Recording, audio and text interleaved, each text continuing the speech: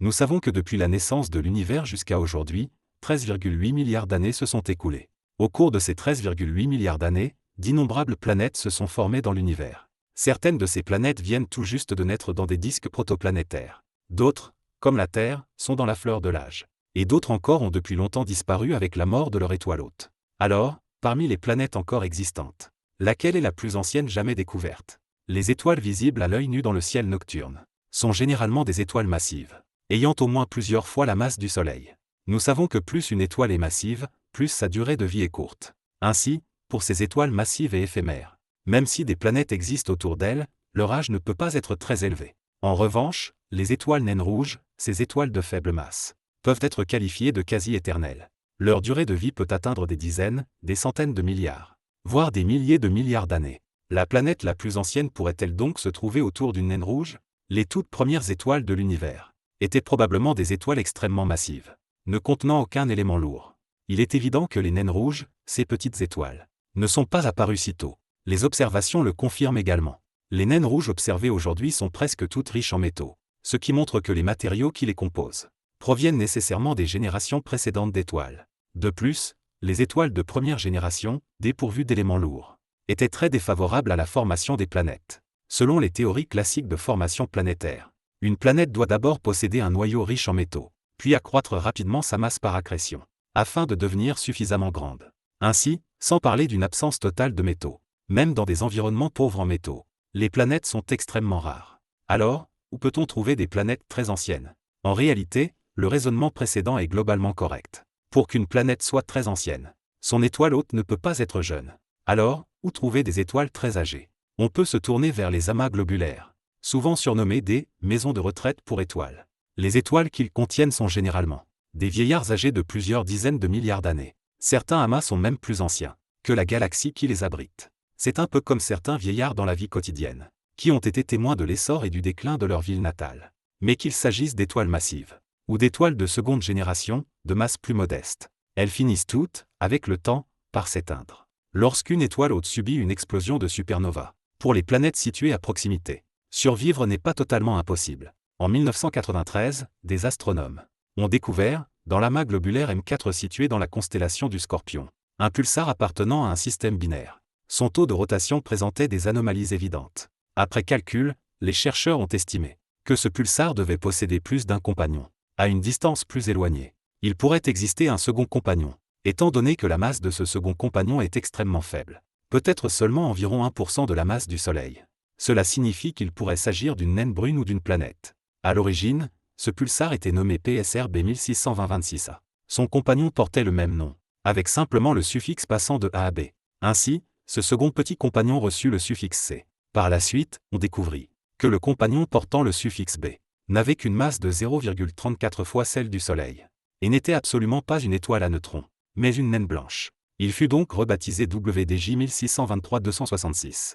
Quant au petit compagnon portant le suffixe C, il fut classé comme une planète du système, PSRB 1620-26BB. Cette dénomination montre clairement que cette planète ne tourne pas autour du pulsar A, ni autour de la naine blanche B, mais autour des deux à la fois, AB.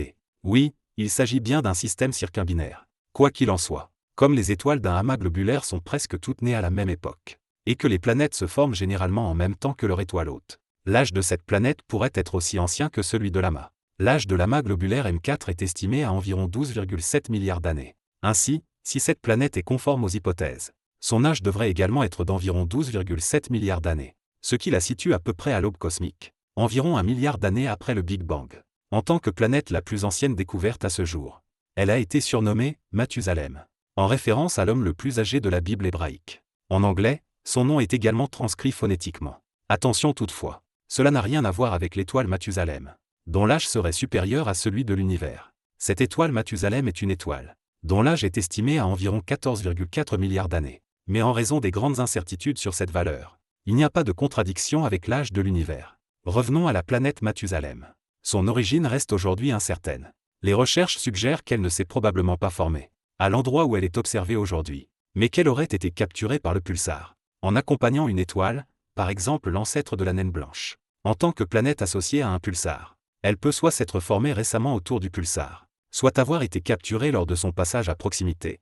voire même provenir de l'évolution d'une étoile compagne. Cependant, pour cette planète en particulier, les hypothèses des astronomes sont encore plus complexes. Le scénario possible serait le suivant. Une planète se forme avec une étoile, dans la périphérie du cœur de l'amas. Avec le temps, elle migre lentement vers le centre. Là, elle rencontre une paire d'étoiles à neutrons. L'étoile étrangère arrive alors avec son « enfant », c'est-à-dire la planète, et s'intègre comme troisième corps dans ce système binaire. Lors de l'instable interaction gravitationnelle à 3 corps, le compagnon initial de l'étoile à neutrons est éjecté. Ainsi, l'ancien système binaire d'étoiles à neutrons devient un système composé d'une étoile à neutrons, d'une étoile de la séquence principale et d'une planète. Par la suite, avec le temps, l'étoile de la séquence principale se dilate progressivement, pour devenir une géante rouge. Ses couches externes commencent à être arrachées par l'étoile à neutrons. Or, l'étoile à neutrons possède une particularité. Plus sa masse augmente, plus son volume diminue. Ainsi, à mesure que la matière tombe sur l'étoile à neutrons, son volume devient de plus en plus petit, tandis que sa vitesse de rotation augmente, jusqu'à ce qu'une rotation complète ne prenne que quelques millisecondes.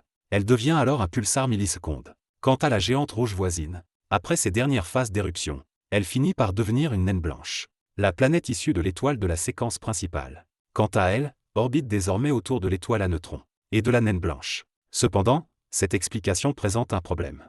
L'amas globulaire M4 est extrêmement pauvre en métaux, comme mentionné précédemment, selon les théories classiques de formation planétaire.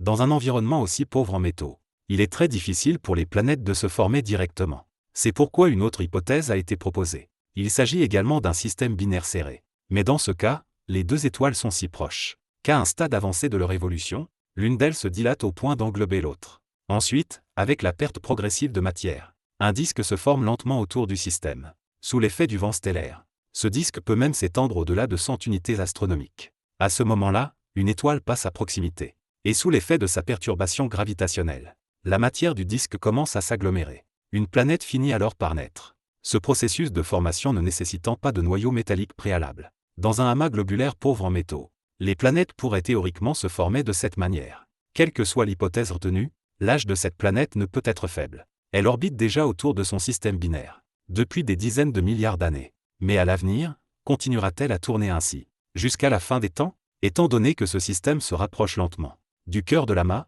et que la densité stellaire continue d'augmenter. Dans quelques milliards d'années, lorsqu'il s'approchera à nouveau d'une autre étoile, les corps de faible masse étant plus facilement éjectés, le destin futur de cette planète pourrait être de quitter l'amas globulaire et de devenir une planète errante, dérivant librement dans l'espace interstellaire.